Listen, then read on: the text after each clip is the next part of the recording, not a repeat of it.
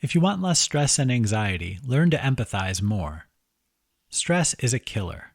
You might hear someone say, "The stress at my job is killing me."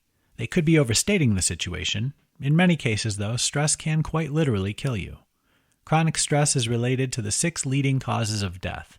It's believed that more than 75% of all trips to the emergency room or doctor are stress-related. So the next time a friend tells you stress is killing him, you might want to take that statement seriously. Ask anyone you know and they'll tell you of a stressful situation they experienced recently. This is an unfortunate common occurrence. You might have too much stress in your own life. For a number of reasons, you can benefit from stressing less and relaxing more often. If that sounds like something you'd enjoy, just learn to empathize more. How empathy leads to less stress and depression. An empathetic person can place themselves in the emotional experience of someone else. That's the first part of empathy. The part of the empathic process some people forget is responding in a way that's helpful. You see a coworker has a huge workload. She's stressing out and you know there's no possible way she can hit a proposed deadline. You communicate to her that even though her productivity is excellent and she's a great worker, you don't know how she's going to get everything done. You just paid her a compliment. You saw her emotions were frazzled and she wasn't in a good place mentally.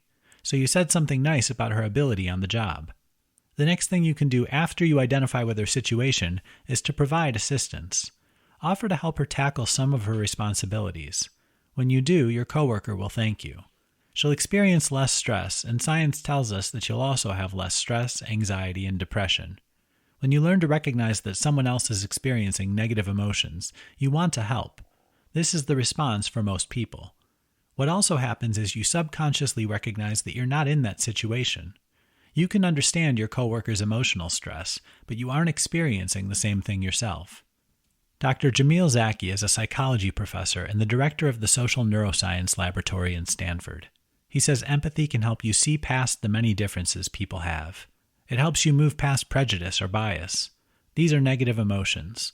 They can produce a stress response in your body. Empathy doesn't allow that to develop. Dr. Zaki also says empathy makes people happier in their relationships and even more successful at work. Studies show us that an empathic person learns how to process his or her own emotions properly by being able to recognize the emotions other people are going through.